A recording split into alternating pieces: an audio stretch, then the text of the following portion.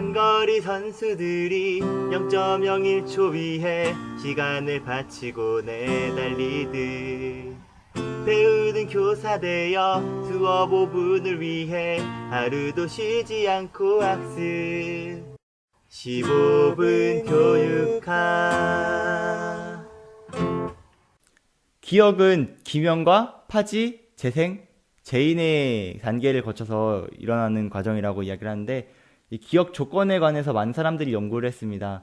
자이가닉 효과를 살펴보면 미완성 과제가 오래 남는다라는 내용으로 시험 시간에 쉽게 풀지 못한 과제가 오랜 시간 내 기억에 남는 것을 의미하고요.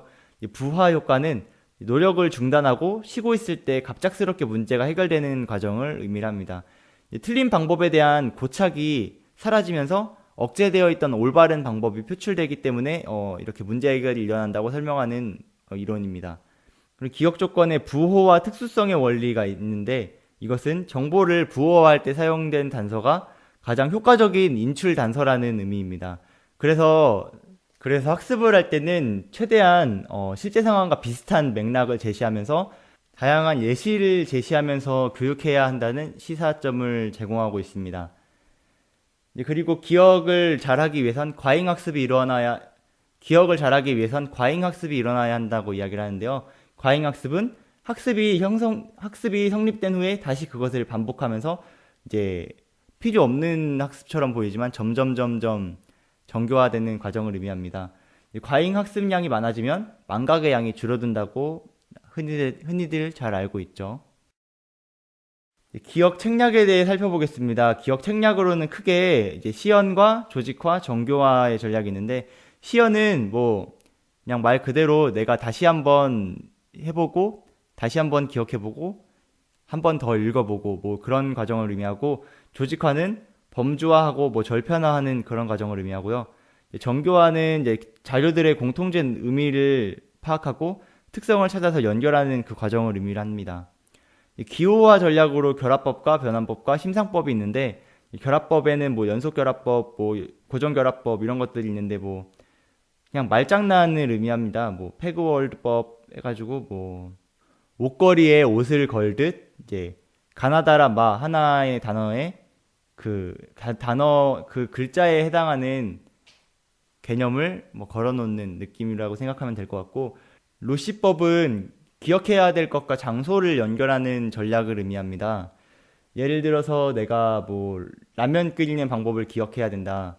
5분 후에 수프를 넣고 거기에다 또 2분 후에 면을 넣어야 된다라고 이야기를 한다면, 호텔에 505호에 들어가서 신발이 2켤레 있는 신발장을 지나 그런 식으로 장소와 내가 기억해야 될 것을 결합해서 기억하는 전략을 의미하고요.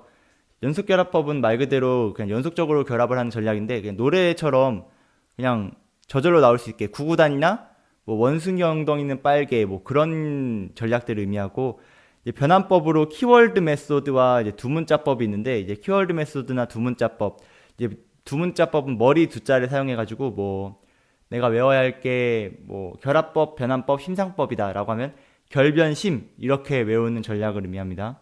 심상법은 정보의 의미화, 마인드맵 같은 전략을 의미합니다. 그리고 또 기억해둘 만한 전략이 PQ4R, 프리뷰, 퀘스천, 리드, 리플렉트, 리사이트, 리뷰 이런 식으로 기억 전략을 제시해 놓은 바 있고요.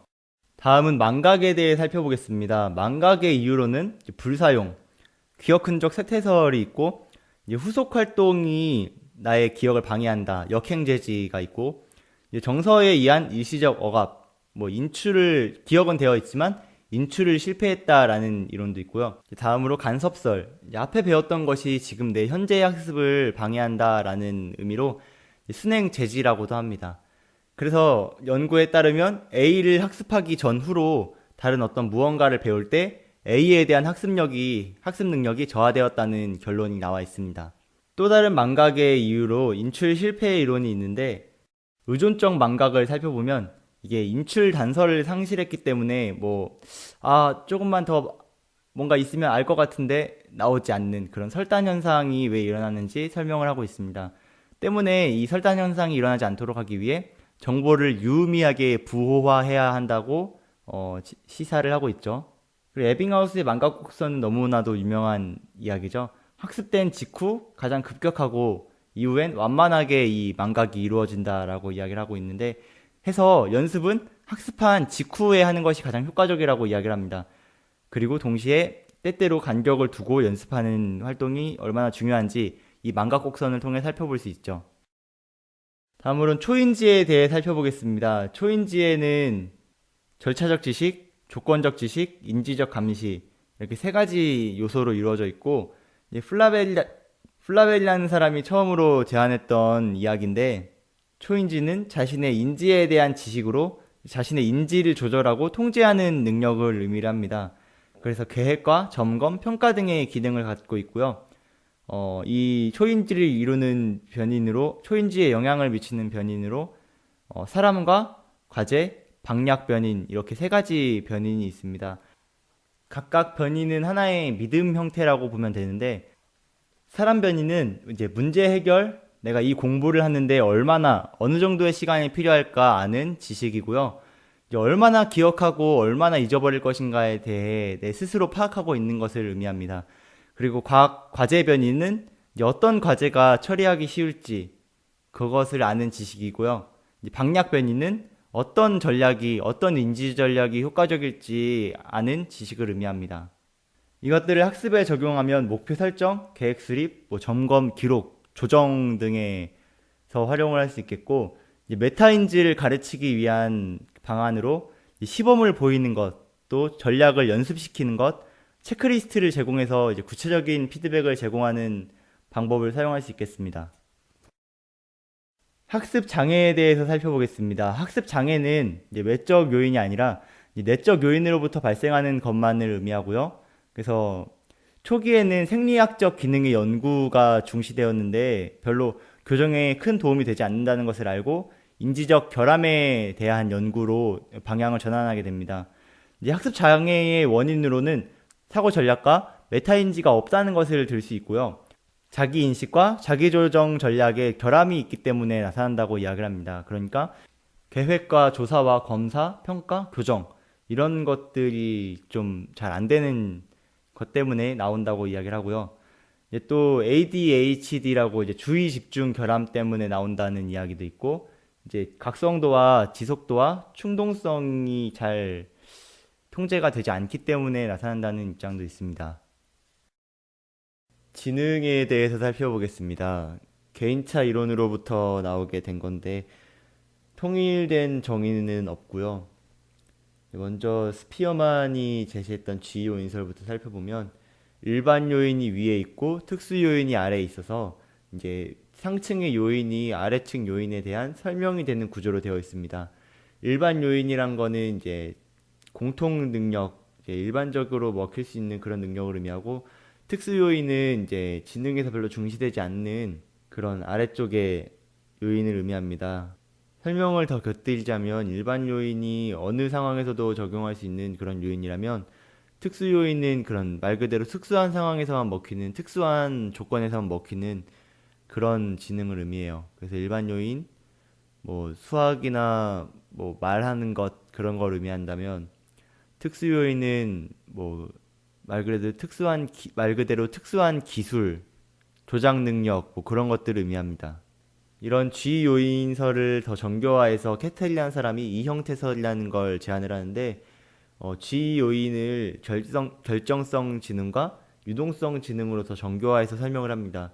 결정성 지능은 파워 테스트로 평가할 수 있는 걸로 환경이나 문화, 경험치, 특정 교과에서 먹히는 그런 지능이고, 유동성 지능은 스피드 테스트로 평가할 수 있는 걸로 유전에 많이 영향을 받고 14, 15세에 절정에 이르게 됩니다.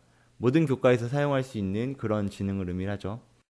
이어서 손다이크의 다요인설을 살펴보겠습니다. 손다이크는 전이 실험을 통해서 형식 도야를 비판하게 되면서 이런 다요인설을 주장을 하게 되는데, G요인설을 부정을 하면서 다수의 인자가 있다라고 이야기를 합니다.